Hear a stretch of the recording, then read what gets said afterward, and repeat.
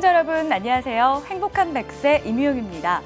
여러분은 은퇴 행복지수라고 들어보셨나요? 은퇴 행복지수는 은퇴 후에 얼마나 행복하게 인생을 살아갈 수 있는지 파악한 건데요. 은퇴 후의 재정 상태와 건강, 삶의 질, 그리고 물질적인 행복까지 반영했다고 합니다. 그런데 국가별로 순위를 매겼더니 최상위권은 복지와 삶의 질이 높은 나라로 잘 알려진 북유럽권 국가들이 차지했고요. 우리나라는 22위에 머물렀다고 합니다. 그래서 오늘은 은퇴 후 행복감을 높일 수 있는 방법에 대해 강의해 주신다고 하는데요. 여러분 궁금하시죠? 자, 그럼 175번째 강의 지금 바로 시작하겠습니다.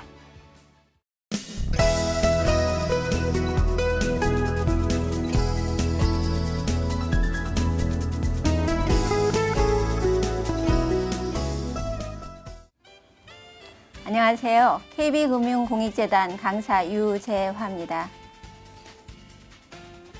오늘의 강의 제목은 은퇴 후 행복찾기, 내 삶의 해답은 내 안에 있다입니다. 처음 맞이하는 새로운 현실, 평균 수명 100세 시대. 처음 30년은 배우고 준비하고 그리고 30년 동안 일하고 나머지 40년을 어떻게 살아가야 할까요? 최근 자료에 의하면 우리나라의 평균 퇴직 연령이 49세 정도 된다고 합니다. 그렇게 된다고 보면 은퇴 후 기간이 훨씬 더 길어질 수 있는데요. 고려대 박유성 교수에 따르면 58년생을 기준으로 남자의 약 43.6%가, 여자의 약 48%가 100세 이상을 산다고 합니다. 그리고 최근 40년 동안 평균 연령이 20세나 늘었습니다. 2년에 한 살씩 늘어난 셈이지요. 이렇게 길어진 삶의 역사를 우리가 어떻게 만들어갈 것인가 하는 과제가 우리 앞에 놓여 있다고 할 수 있겠습니다. 은퇴를 계기로 우리는 우리의 삶을 다시 디자인할 필요가 있습니다. 일과 직장 위주의 에너지와 시간을 집중하던 삶에서 어느 날 갑자기 단절되고 자신의 정체감의 변화가 생기게 마련이죠. 우리는 이렇게 은퇴라는 것은 경제적인 부분뿐만 아니라 시간과 에너지 면에서도 인생의 큰 변화의 사건이라 할 수 있습니다. 목표와 늘 해야 할 일이 정해져 있고 그리고 출근 시간과 퇴근 시간이 정해져 있던 삶에서 어느 날 갑자기 출근할 곳도 주어진 일도 없어지게 된 셈이지요. 내가 정하고 내가 만들지 않으면 할 일이 없는 그런 삶으로 돌아온 것입니다. 이때가 바로 내가 삶을 다시 디자인해야 할 시기가 된 것이지요. 그래서 과거 우리가 직장에 가기 위해서, 일을 하기 위해서 공부하고 준비했던 것처럼 이제 다시 은퇴 후의 행복한 삶을 위해서 우리가 준비하고 다시 공부를 시작해야 합니다. 내가 누구인지, 그리고 내가 원하는 삶은 무엇인지, 나의 가치는 어디에 있는지, 어떻게 살아야 하는지, 존재로서의 자기 자신의 정체감과 가치를 재정의하고 재사회화하는 그런 노력이 필요하다고 하겠습니다. 심리학자 에릭슨은 이러한 변화를 잘 적응하면 삶의 통찰력과 지혜, 행복감을 얻을 수 있겠지만 이러한 변화에 잘 적응하지 못하면 자칫 절망감이나 상실감, 무가치한 감정에 빠져들 수 있다고 하였습니다. 은퇴 후의 행복한 삶, 그거는 바로 자신 안에 답이 있다고 할 수 있습니다. 그래서 저는 행복한 은퇴 이후의 삶을 준비하는 마음의 준비로서 행복을 선택하기, 그리고 자기 자신을 있는 그대로 존중하고 사랑하기, 자신의 가능성을 한계짓지 않고 지속적인 성장을 하기, 그리고 현재에 집중하는 삶, 사회활동에 적극적으로 참여하고 소소한 일상을 즐기면서 관계 개선을 위해 노력하기 등을 꼽아봤습니다. 한 가지씩 살펴보도록 하겠습니다. 행복도 선택입니다. 자신의 삶이 어떻게 살아야 행복한 삶인지 행복에 대해서 스스로 묻고 행복을 선택하겠다는 의지와 실천이 필요합니다. 내가 행복해야 나의 가족도 주변도 행복해질 수 있습니다. 내가 행복하지 않은데 어떻게 행복을 나눌 수 있을까요? 내 마음이 불편하면 표정도 말투도 행동도 불편해지고 그것들이 가족들이나 주변 사람에게 부정적인 영향을 미쳐서 관계에도 악영향을 미치게 될 것입니다. 그리고 행복의 또 하나는 감사하는 삶입니다. 우리가 흔히 알고 있듯이 어떤 사람은 물이 반컵밖에 안 남았잖아 하고 불평하는 사람이 있는가 하면 어떤 사람은 물이 반컵이나 남았네 하고 긍정적으로 말하는 사람이 있습니다. 똑같은 현실을 가지고 관점에 따라 이렇게 다르게 인식할 수 있다는 것이지요. 저는 휴대폰 카메라로 사진 찍는 것을 참 좋아합니다. 각도만 조금만 달리해도 전혀 다른 풍경이 펼쳐지니까요. 이렇게 삶은 자신이 어떤 각도에서 어떤 관점에서 바라보느냐에 따라 전혀 다르게 인식될 수 있다는 점입니다. 이러한 생각과 태도는 자신의 행복을 이끄는 중요한 요소 중에 하나라고 생각되는데요. 주변에서 볼 때 모든 것을 다 가졌다고 하는 사람도 정작 자기 자신은 불행하다고 여기는 경우가 굉장히 많습니다. 자기 자신을 있는 그대로 존중하고 사랑하기입니다. 은퇴는 직업적 역할을 마치고 본래의 자리로 돌아온 것이라고 할 수 있습니다. 지위나 연봉이나 일, 성과로서 인정받던 자신의 가치를 벗어버리고 이제 누구라는 존재로서 자신으로 돌아온 것이지요. 어찌 보면 보기 좋고 화려한 옷을 벗어던지고 민낯의 자기 자신으로 돌아온 것이라고 할 수 있습니다. 이러한 자기 자신을 있는 그대로 받아들이고 인정하고 존중하고 사랑하는 것부터 시작해야 합니다. 다른 사람이 나를 위로해주고 인정해주기를 바라지 말고 나 스스로 내 편이 되어서 나를 존중하고 사랑해야 합니다. 타인의 인정과 사랑을 통해서 자신의 가치를 확인하려 애쓰지도 마십시오. 그것은 타인의 몫이고 내가 통제할 수 있는 부분이 아닙니다. 다른 사람이 나에 대해 나만큼 관심 갖고 잘 알고 있을까요? 따라서 타인의 평가에 지나치게 마음 쓰고 흔들릴 필요도 없습니다. 자기 자신을 타인과 비교하지 않기입니다. 우리 인생에 행복하지 못한 이유 중에 큰 하나는 다른 사람과 비교하는 데 있다고 할 수 있습니다. 비교만 멈춰도 우리는 훨씬 더 행복해질 수 있습니다. 친구의 남편, 친구의 자식, 친구의 명예, 친구의 부. 우리는 비교하는 데서 불행이 시작된다고 할 수 있습니다. 그러나 어차피 인생도 삶도 같을 수는 없습니다. 타고난 기질, 성격, 꿈, 배경 모두 다 다릅니다. 따라서 인생은 비교의 대상도 아니고 비교할 수도 없습니다. 그저 내가 나의 삶을 어떻게 바라보고 어떻게 느끼느냐의 문제일 뿐이죠. 인생의 행복은 상대평가가 아니라 절대평가거든요. 자신의 신체적 변화를 받아들이되 과장하여 인식함으로써 자신의 가능성을 한계짓지 말라는 것입니다. 흔히들 중년기를 넘어서면 예전 같지 않다면서 자신의 신체적 정신적 변화를 호소하곤 합니다. 물론 호르몬의 변화라든지 자연적인 노화는 거스릴 수는 없겠지만 스스로 부정적 변화를 과장하여 인식함으로써 자신의 성장 가능성을 스스로 포기하는 것은 아닌지 돌아봐야 할 것입니다. 자신감을 잃어버리면 있던 능력도 사라진다고 했습니다. 또 사람은 자기가 믿는 만큼 성취할 수 있다는 말도 있습니다. 이런 말들을 새겨볼 필요가 있습니다. 우리가 흔히 생각하는 것처럼 연령에 따른 지능 감퇴, 그것이 아닐 수도 있습니다. 홈과 카텔은 연구에서 인간의 지능을 유동성 지능과 결정성 지능으로 나누었습니다.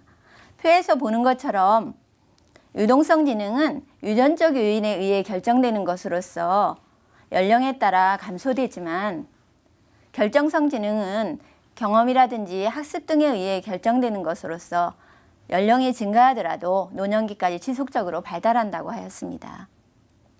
즉 유연성이라든지 정보 처리 속도, 새로운 상황에 대한 적응력 같은 유동성 지능은 연령에 따라 감소하지만 판단력이라든지 경험에 의한 평가 능력이라든지 언어 이해력 등은 연령에 따라 지속적으로 발달하기 때문에 인간의 지능이 연령에 따라 감소한다고 볼 수 없다는 견해입니다. 또 다른 연구에서는 중년기 이후 기억력 감퇴를 호소하는 경우 연령보다는 정보 처리 속도나 기억 과제의 연습량 부족을 주 원인으로 꼽고 있습니다. 그래서 우리가 기억력이 감소되는 것을 혹시 연령으로만 기납시키는 건 아닌지 돌아볼 필요가 있습니다.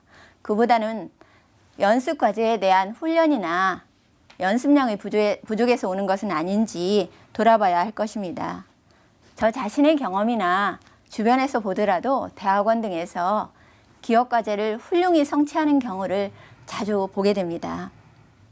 따라서 자신의 부정적 변화를 확대해서 인식해서 스스로 성장의 기회를 포기해서는 안 된다는 것입니다. 현재에 집중하기입니다. 삶은 현재의 연속이고 내가 지금 할 수 있는 것은 오로지 현재뿐입니다. 내가 왕년에 이랬었는데 타인과의 비교는 물론이고 자신의 과거와도 비교할 필요가 없습니다. 지금 현재의 나를 그대로 받아들이고 현재에 충실할 때 훨씬 더 행복은 가까이 있을 거란 생각이 듭니다. 또한 과거의 부정적 기억이 있다면 이를 재해석할 필요가 있습니다. 지나간 과거의 사건이야 우리가 바꿀 수가 없겠지만 해석은 얼마든지 달라질 수 있습니다. 똑같이 경험했다고 생각하는 형제 자매도 유년 시절을 회고해 보면 서로 다른 평가를 내리기도 합니다. 이렇게 우리 과거의 기억은 완전하지 않을 수 있습니다. 안타깝게도 과거의 기억에서 벗어나지 못해 미움과 상처로 힘든 시간을 보내는 경우가 있는데요. 만약에 자신의 부정적 기억이 현재의 삶에 부정적 영향을 미치고 있다면 재해석, 재구성의 필요가 있다고 하겠습니다. 기시미치로 고가 후미다케의 미움받을 용기 2에서 당신의 지금이 과거를 결정한다고 했습니다. 그리고 백의 인지치료에서는 우울증 환자들은 생활 사건을 부정적 의미로 과장하거나 왜곡하는 경향이 있다고 했습니다. 이렇듯 우리 과거 기억은 불완전할 수 있고 현재 상황이나 관점에 따라 얼마든지 변화가 가능하다는 점입니다. 미래를 앞당겨 걱정할 필요도 없습니다. 우리가 걱정하는 걱정거리의 단지 4%만이 진짜 우리가 대처할 수 있는 사건이라고 합니다. 나머지 96%는 절대 바꿀 수 없거나 이미 지나갔거나 아니면 절대 일어나지 않거나 사소한 것들이라고 합니다. 따라서 우리가 얼마나 많은 시간과 에너지를 이렇게 바꿀 수 없는 쓸데없는 것들에 투자하고 있는지 돌아볼 일입니다. 미래를 앞당겨 걱정한다고 해서 미래가 바뀔 수 있는 게 거의 없다는 것이죠. 따라서 지금 내가 하고 있는 것, 할 수 있는 것에 집중함으로써 훨씬 더 행복할 수 있고 그 행복이 모여 행복한 인생이 될 수 있다는 것입니다. 각종 일, 사회공헌 활동, 배움 활동에 적극 참여하는 것입니다. 은퇴 후에 직면하게 되는 여러 가지 건강이라든지 여가, 삶의 의미, 즐거움, 관계, 교류의 문제 등을 한꺼번에 해결할 수 있는 좋은 기회가 되기 때문이죠. 일하는 노인이 일하지 않는 노인에 비해서 의료비 지출이 적다는 연구 결과도 있습니다. 물론 하는 일이나 활동의 성격이 이전에 우리가 했던 연봉이라든가 사회적 지위라든가 그거와는 별개로 삶의 의미, 보람, 건강 이런 것들이 되어야 되겠죠. 또한 다양한 소규모 모임에 적극 참여해서 정보와 정서의 교류를 경험하는 것도 필요할 것 같습니다. 은퇴자들 사이에 흔히 회자되는 말 중에서 살까 말까 망설일 때는 사지 말고 모임에 갈까 말까 망설일 때는 가라라는 말이 있습니다. 은퇴 후에 자칫 빠지기 쉬운 침체감이나 소외감에서 벗어날 수 있는 좋은 대안이 되기 때문이죠. 그리고 자주 밖으로 나가서 자주 웃고 소소한 일상의 대화를 나누는 것을 추천하고 싶습니다. 그동안 관심 두지 못했던 것들에 대해서 관심을 가져보는 것도 좋을 것 같습니다. 햇빛이나 바람, 구름, 자연과 계절의 변화를 느끼면서 자신의 마음을 즐겁게 만들어갈 수가 있겠습니다. 그리고 미뤄왔던 종교활동이나 취미활동을 적극적으로 참여하는 것도 좋을 것 같습니다. 주변에서 보면 학창시절에 하고 싶었던 일, 좋아했던 일을 하면서 삶의 보람과 행복도 느끼고 그리고 이것을 계기로 일과 사회공헌 활동을 하는 경우를 자주 보게 됩니다. 우리가 행복한 삶을 살기 위해서는 가족과 주변 사람들과의 좋은 관계를 유지하는 것이 필요합니다. 그러기 위해서는 첫 번째, 자기 자신의 과제와 타인의 과제를 분리하는 것입니다. 이것이 누구의 과제인가를 알려면 그 과제의 최종적인 책임이 결과가 누구에게 있는가를 살펴보면 알 수 있을 것입니다. 우리가 자녀를 위한다고 공부해라, 결혼해라, 사사건건 관여하는 것은 자녀의 과제에 침범하는 일입니다. 도움의 손길이 필요할 때 그 손을 잡아줄 수 있는 기다림과 인내심이 필요할 뿐이지요. 사람은 각자 자신만의 삶의 목적과 과제가 있습니다. 그래서 나는 도움이라고 생각하지만 타인은 간섭이고 강요로 여길 수가 있습니다. 따라서 우리는 인간관계 개선을 위해서 첫 번째 할 일이 타인의 과제에 침범하지 않고 존중해주는 일이라고 생각합니다. 자신의 생각과 감정을 적절히 표현해야 합니다. 흔히들 내가 표현하지 않아도 내 마음을 알겠지 합니다. 그리고는 내 마음을 알아주지 않는다고 섭섭해하고 불평하곤 합니다. 표현하지 않으면 알 수가 없습니다. 적절한 방법과 표현으로 자신의 생각과 감정을 표현해야 소통이 가능해집니다. 다만 표현하되 상대에게 원하는 대답을 기대하지 마십시오. 그 대답은 내 것이 아니라 상대의 몫이니까요. 미안하다, 사랑한다, 고맙다, 마음을 표현할 용기를 내십시오. 또 의존하지 않고 독립심 기르기입니다.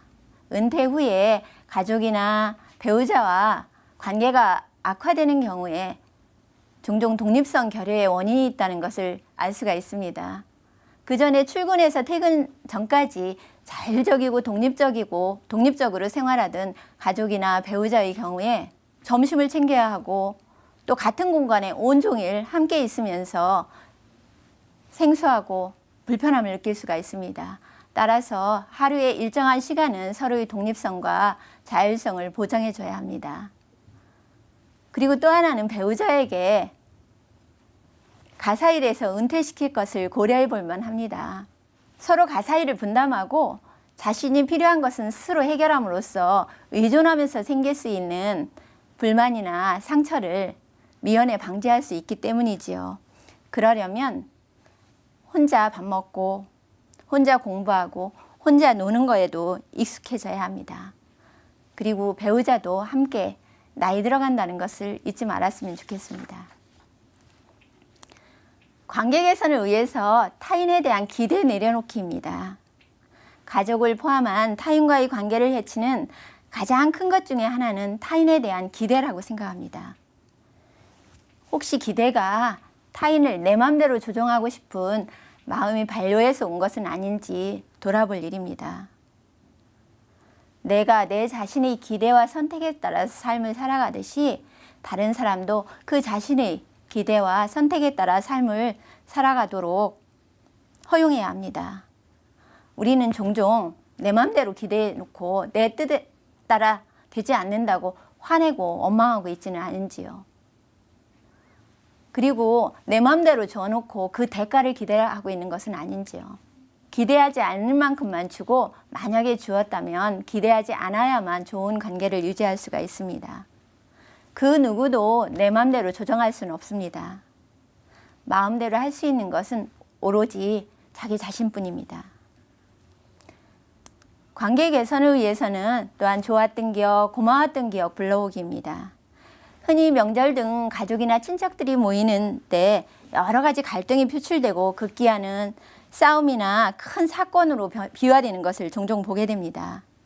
서로에 대한 과거의 부정적인 사건들을 떠올리다 보면 섭섭함이나 비난이 오갈 수 있고 감정이 격해져서 원치 않는 사태까지도 진전될 수가 있습니다. 따라서 우리는 가능하면 좋았던 기억, 고마웠던 기억을 떠올리면서 현재의 관계도 돈독히 하고 과거의 부정적인 기억도 현재의 관점에서 새로운 관점에서 조명해보고 다시 구조화할 수 있는 그런 기회도 마련하면 좋을 것 같습니다. 앞에서 언급했듯이 과거의 기억은 완전하지 않습니다. 그리고 과거의 경험은 현재 속에서 새롭게 재구성될 수 있기 때문이죠. 관계 개선을 위해서는 또 잘못을 알았을 때는 즉시 사과하기입니다. 잘못을 인지했을 때는 가능한 즉시 진심으로 사과하는 것이 좋습니다. 진정한 사과는 관계를 자유롭게 하고 더욱 깊게 합니다. 심리 상담을 하다 보면 부모와 자식 간에도 미안하다는 그 한마디를 못해서 그 한마디를 듣지 못해서 남보다 못한 원수가 되기도 합니다. 특히나 지금 은퇴를 맞이하시거나 또는 이미 은퇴하신 분들의 경우 자신이 사과하는 것을 매우 어렵게 생각하는 경우가 많습니다. 용기와 노력이 필요합니다. 다만 잘못을 알았을 때 즉시 사과하되 원하는 반응을 기대해서는 안 됩니다. 사과는 사과로서 좋게해야 합니다. 어떻게 반응하느냐는 상대의 몫이고 상대에게 원하는 답을 기대하는 것은 더욱 관계를 악화시킬 수 있기 때문입니다. 지금까지 은퇴 후 행복 찾기, 내 삶의 해답은 내 안에 있다 강의를 했습니다. 우리 은퇴하신 분들이나 앞으로 은퇴를 맞이하신 분들 모두 더욱 풍요롭고 행복한 삶이 되시기를 응원합니다. 감사합니다.